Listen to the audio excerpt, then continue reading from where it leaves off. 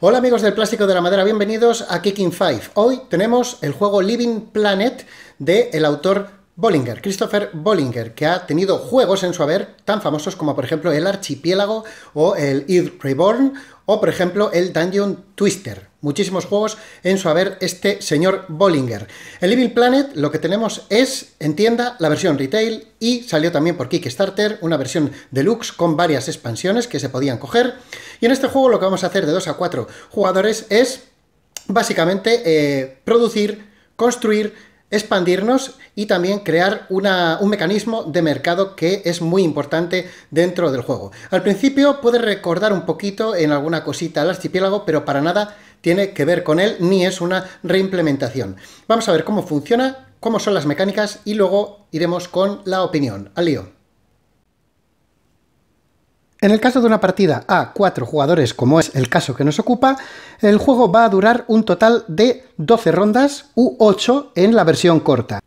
Y esos números de rondas los contaremos precisamente en este track. 8 versión corta y hasta 12 en la versión normal.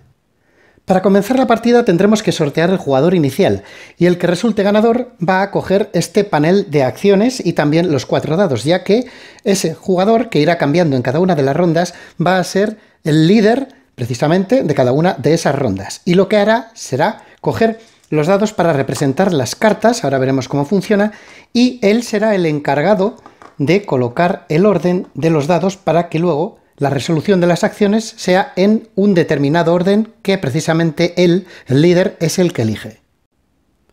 Vamos ahora con la estructura de cada una de las rondas, que tiene 5 pasos. El primer paso sería elegir una de nuestras cartas de planeta. Recordad que tenemos 6 para elegir. Pero hay una sutil diferencia. El que sea el líder, es decir, el que tenga el panel de las acciones, va a poder ejecutar la parte inferior de las acciones de la carta, pero los demás jugadores no podrán hacerlo. Así que tenemos que tener esto en cuenta a la hora de seleccionar una carta. Paso 1, seleccionamos una de las cartas y esa carta la vamos a sacar por delante de nuestro panel boca abajo. Y esto se hará de manera simultánea para que todos los jugadores saquen una carta boca abajo de las elegidas. Una vez que todos los jugadores han escogido una carta, todas se revelan, de tal manera que habrá, en este caso, partida de 4 jugadores, pues 4 cartas diferentes, cada una con un puntuaje, alguna podrá coincidir. Esto lo vamos a representar con los dados. Veis ahí que tenemos la misma puntuación, pero solamente el líder va a ser el que va a escoger este orden. Así que, dependiendo de las circunstancias del juego, el líder elegirá quién será el primero, quién será el segundo, quién será el tercero y quién será el cuarto, manteniendo, desde luego, los resultados de cada una de las cartas que se han elegido. Y ahora es cuando se ejecutarán. Y no debemos olvidar que, si en este caso el jugador rojo era el líder, va a ejecutar esta acción. Precisamente esta acción lo que hace es que él mismo, el líder, elige uno de los 5 recursos, queriendo decir que en esta ronda, cada vez que se produzca el recurso elegido, va a haber una producción del doble de lo normal. Llegamos al paso 3, que es donde se va a ejecutar producción, acciones y cataclismo. Y el orden, precisamente, será el que ha elegido el jugador rojo. En este caso, jugaría el primero el mismo. Llegaría una fase de producción. El jugador rojo haría 2 acciones diferentes y llegaría a la fase de cataclismo. Luego el jugador amarillo realizaría fase de producción, realizaría 2 acciones diferentes y fase de cataclismo. Y lo mismo sería para el jugador verde y para el jugador azul. Todo eso es la ronda. Es decir, todas estas fases se van a ejecutar en orden de arriba abajo por cada uno de los colores elegidos. Así que la primera que tendríamos que explicar es la fase de producción. Vamos con ello.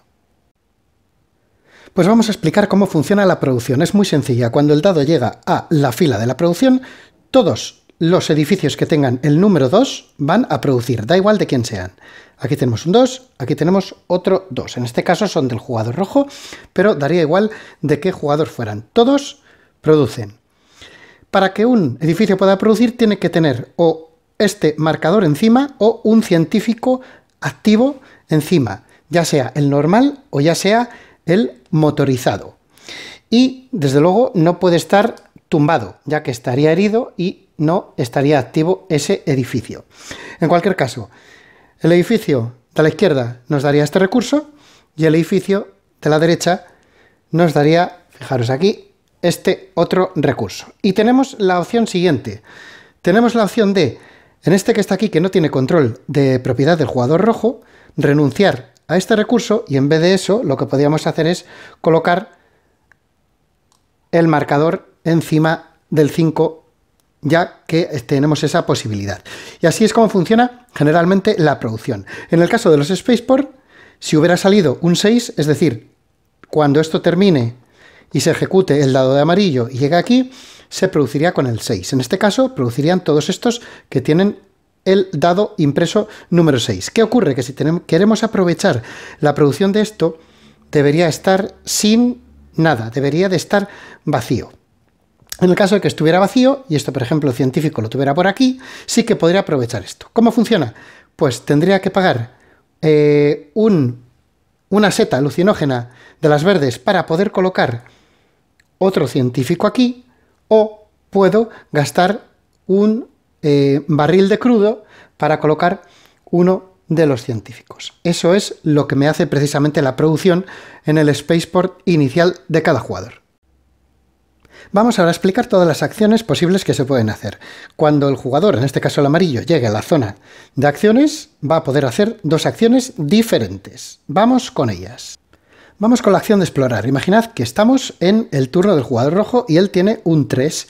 Pues ese número 3 define las losetas que yo puedo robar. Así que robo 3 losetas y elijo una de ellas. Por ejemplo, pues elijo esta de aquí. Las otras dos las descarto y la tengo que colocar que coincida con dos losetas ya puestas y que también coincida en el dibujo. Veis que hay zona clara y zona un poco más oscura. Pues esto, por ejemplo, lo podría poner aquí.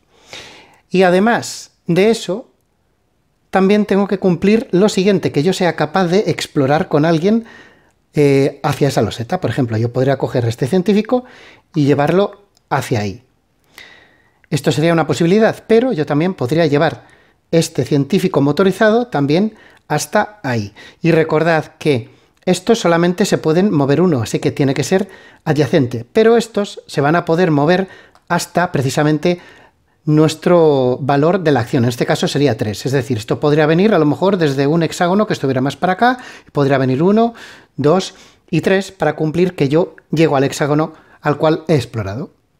Si lo que queremos es mover, realizar la acción de mover, es prácticamente igual. Tenemos un 3, pero solamente podemos mover los científicos que van a pie a una posición adyacente y los que están motorizados podríamos moverlos hasta 3 de esos puntos. En cualquier caso, todo el cómputo total va a ser ese 3. Es decir, si yo muevo este aquí sería 1 y, por ejemplo, podría mover 1 y 2. De esa manera tendríamos 3. ¿Qué ocurre si nos encontramos, por ejemplo, un edificio cuando llegamos a una loseta y el edificio está vacío? Pues tenemos un movimiento gratis, de tal manera que podíamos meter al movernos con un movimiento gratis un científico para poder reclamarlo en propiedad. Vamos ahora con la acción de construcción, que es muy sencilla. Sencillamente tenemos que elegir una loseta donde tengamos un científico activo, por ejemplo, este de aquí o este de aquí. Este no estaría activo porque está tumbado, y elegimos una zona donde podemos construir uno de los edificios, que es 1, 2, 3 y 4 en este caso. En cualquier zona de esas podemos construir. Así que nos vamos al mercado de construcción. Y aquí tenemos diferentes edificios. La fila de arriba es para producir recursos. Esta fila del medio es para tener ventajas a la hora de ir al mercado. Y esta de aquí es la que nos ofrece protección contra los diferentes cataclismos. En cualquier caso, lo que está abajo a la derecha sería el precio. 5 megacréditos en el caso de los de arriba, 5 megacréditos y un recurso en el caso de los del medio, y también 5 megacréditos en los de abajo. Lo que queramos construir depende también de una limitación. Si, por ejemplo, nosotros queremos construir un tipo de edificio que produzca esos dos recursos, tenemos que coger el edificio adecuado. Aquí, por ejemplo, no podríamos edificar un edificio que lo que produzca sean setitas. Así que elegimos el edificio adecuado. Pagaríamos 5 megacréditos y lo colocamos. Este, por ejemplo, se podría colocar tanto aquí como aquí. En cualquier caso, al hacerlo, lo que ponemos es una fichita de propiedad. En el caso de que queramos construir cualquiera de estos 6 que veis aquí, no necesitamos ningún tipo de recurso impreso en las losetas. Podríamos coger, por ejemplo, este de aquí, pagaríamos 5 créditos y podríamos construirlo sin ningún problema aquí, ya que no depende de lo que haya impreso debajo. Esta es la manera de construir. Vamos ahora con la acción de mercado. Recordemos, tenemos valor de acción número 3. Eso significa que vamos a robar 1, 2 y 3 cartas. De estas 3 cartas elegimos en secreto una de ellas. Por ejemplo, esta de aquí. Y colocamos esto de tal forma que solamente se vea la carta que hemos elegido. Una vez que hacemos esto, actualizamos el producto que hemos, en este caso, encarecido. En este instante decido si voy a comprar o voy a vender. Si voy a vender, mi máximo de venta será este número de elementos, es decir, 3. Así que, por ejemplo, voy a vender esto que veis aquí. Vendo 2 de energía, que está a 5. Así que ganaría 10 créditos. Gano 10 créditos y lo que tengo que hacer es bajar una posición. Da igual el número de elementos que venda. Solo bajo una posición. Y luego también puedo vender una setita que sería otros 5 créditos y vuelvo a bajar una posición. Eso sería para vender, pero también puedo elegir comprar. Si elijo comprar, solamente voy a comprar máximo 2. Da igual lo que tenga aquí, en principio son máximo 2, salvo que solamente tengo una, entonces solo puedo comprar uno. Lo que nunca voy a poder hacer es comprar y vender el mismo elemento. Podré comprar y vender con un edificio, pero nunca comprar y vender lo mismo. En este caso solamente podría comprar uno. Y si tuviera un 2, pues podría comprar hasta 2. Si tuviera un 6, da igual, porque en principio solamente el máximo es 2. Podría comprar, por ejemplo, este recurso de aquí, que me costaría 5, y este de aquí, que me costaría 7. Pagaría 12 y tendría que subir una posición encareciendo cada uno de ellos. Y una cosa importante es que si en algún momento se encareciera uno de los productos de tal manera que sube más de 10, esto volvería a contar hacia abajo. Por ejemplo, imaginaros que está en 10 y este producto sube 2 posiciones, pues se quedaría en el 2. Y en ese preciso instante todos los jugadores estarían obligados a vender todos los recursos de crudo que tienen. Y lo tendrían que vender precisamente a ese precio, a 2. Así que es una manera de volver a resetear el mercado para que nadie tenga productos muy caros y se vaya. Hay que estar muy atento a esta circunstancia. Otra de las acciones que podemos hacer es ganar dinero. Ganaremos tantos megacréditos como nuestro valor de acción. En este caso son 3, así que ganaríamos 3 megacréditos. Y por último lo que podemos hacer es coger el Fate Control, que es este token de aquí, o bien usarlo. Y nunca podemos usarlo en el mismo turno que lo hemos cogido, en la misma ronda en que lo hemos cogido. Si en una ronda anterior hemos cogido ya este token, podríamos como acción usarlo. Y esto sirve para cambiar el valor del dado. Por ejemplo, antes de pasar de aquí a la producción, podríamos cambiar el valor del dado usándolo y ya nos desharíamos de él. Y también lo podríamos cambiar el valor del dado entre la producción y las acciones. Y por último, podríamos cambiarlo antes del cataclismo. Es decir, podemos cambiarlo justo entre los 3 cambios de fases que hay en cada mini ronda de cada jugador. Y por último, como acciones gratuitas, tenemos 2 que se pueden hacer antes, después o incluso entre las 2 acciones. La primera sería gastar una setita para curar a un científico. Por ejemplo, este que está herido, está caído, lo pondríamos de pie. Y la otra es que podemos pagar 5 megacréditos en el sitio donde tengamos en el edificio donde tengamos un científico activo para poder colocar otra vez la ficha nuestra de propiedad. Vamos a explicar ahora la fase de los cataclismos. Para ello tendremos que buscar en los hexágonos que tengan precisamente ese dado con ese color, con el amarillo, y que tenga la puntuación de 2. En el ejemplo que tenemos aquí, el único sitio sería este que veis ahí. Así que se va a producir un cataclismo en este hexágono que veis ahí. En concreto, este cataclismo que veis ahí se corresponde con un geyser. Lo vais a reconocer por el dibujito que hay ahí, pero bueno, que sepáis lo importante que se va a ejecutar en todo el hexágono y se produce de la siguiente manera. Si encontramos algún científico que está herido, va a morir. Si encontramos algún científico motorizado, también muere. Si encontramos algún científico que está de pie, se queda herido tumbado. Si encontramos algún edificio que está solamente con la propiedad, se va a quitar, se pierde. Si tenemos un edificio que tiene el científico y la propiedad, el jugador elige cualquiera de los dos para quitarlo. Por ejemplo, elegiría este. Y en el caso de que tuviéramos algún edificio que estuviese abandonado, que no es el caso, pero imaginadlo que estuviera aquí desde el principio, pues este edificio desaparecería. Es muy importante saber que si un jugador posee el edificio adecuado para salvarse del cataclismo, puede activarlo. Por ejemplo, este de aquí, el jugador rojo tiene precisamente un edificio para proteger a otros edificios de los geyser. Da igual en dónde está a lo largo del tablero. O sea, no importa que esté en el mismo hexágono o en otro. Él lo puede activar. Pagaría el recurso adecuado, que es este de aquí, lo dejaría en la reserva y de esta manera puede proteger a todos los edificios que tengan en ese hexágono que ha elegido.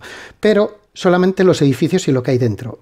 Este científico se va a comer el geyser sí o sí. Así que la resolución de esto sería que el científico este quedaría herido, pero ninguno de los dos científicos sufre ninguna herida, ni en el marcador de propiedad ni en el científico.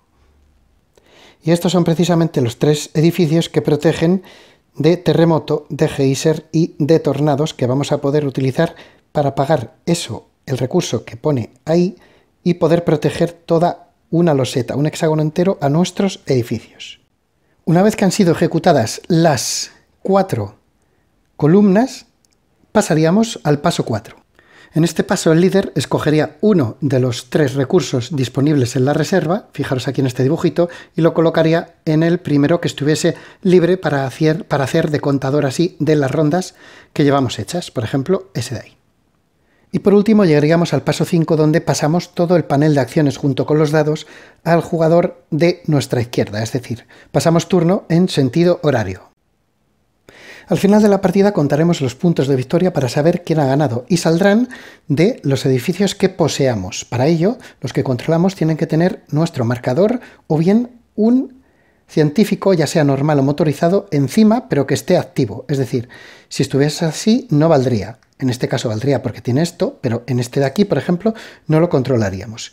Así que contaríamos los puntos, 2, 4, 6, 7... Y si tenemos algún científico motorizado en el mapa, serían 2 puntos más, 9. Y por último, cada 5 megacréditos da un punto de victoria. Aquí teníamos 5, 9 y 5, 14 en total. Pues esto es Living Planet. Lo primero que más me llama la atención es el sistema que tiene de acciones. Me parece una cosa muy chula y la cual he visto muy poquito en los juegos que he jugado durante toda mi vida. Quizá a lo mejor algo parecido se pueda asemejar el San Marco, que también el primer jugador, el que era líder, tenía que repartir los distintos packs, ¿no?, de acciones para llevar a cabo en el juego. Así que ese sistema de acciones es bastante chulo y además es muy importante. Hay que darle unas cuantas partidas para saber cómo va de verdad, y además es que las posibilidades de cómo se va a desarrollar son medianamente infinitas. Estamos ante un juego que es súper interactivo, es decir, jugadores que os guste controlar las partidas, huid de este juego porque no es para nada pues vuestro juego, no lo vais a disfrutar. Es un juego que en un turno, en una ronda, vamos a estar a lo mejor de maravilla, pero como precisamente estamos de maravilla, en la siguiente ronda nos van a ir a putear y lo que vamos a conseguir es que a lo mejor nos quedemos en ese momento descolgados. ¿Qué ocurre? Que esto también puede ser pues una paranoia momentánea. ¿Por qué? Porque en este juego el mercado es muy importante y se pueden sacar muchísimos puntos. De hecho, si tienes un par de rondas o 3 buenas, a lo largo de las 8 o 12 que juguéis, dependiendo de la duración que elijáis, porque esa es otra, se puede elegir la duración, si queréis 8 o 12 rondas, pues con un par, 3 rondas que tengáis muy buena de mercado es posible que eso os haga ganar la partida. Es decir, no es necesario sacar muchos puntos dentro de el tablero modular, ya que hay muchos puntos después al final de la partida en base al dinero que se haya conseguido. Así que hay un efecto óptico de primera mano ahí, según estamos viendo el tablero, que al estar el dinero escondido, a lo mejor vamos a por el que precisamente no es el primer jugador en puntos y la podemos liar. En cualquier caso, un juego que es bastante chulo, con una mecánica de acciones, como digo, que depende tanto del jugador que va primero en la partida, como también de las partidas que le echéis, ya que es difícil ya planear para uno un turno, imaginaros para 4, ¿no? Y cómo se va a desarrollar toda una ronda.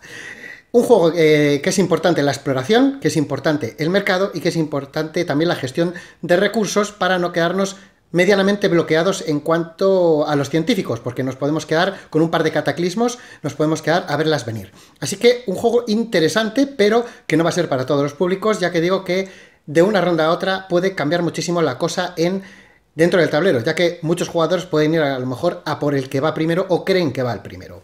Así que esto es Living Planet, un juego que se basa en el año tropecientos mil después de Cristo, Donald Trump y el coronavirus, y que pues es lo que tenemos, esto es lo que hay. Recordad, versión deluxe, versión normal en retail, y esto fue todo. Suscribiros, dale a la campanita, nos vemos en el siguiente vídeo de Kicking Five, un saludo, chao.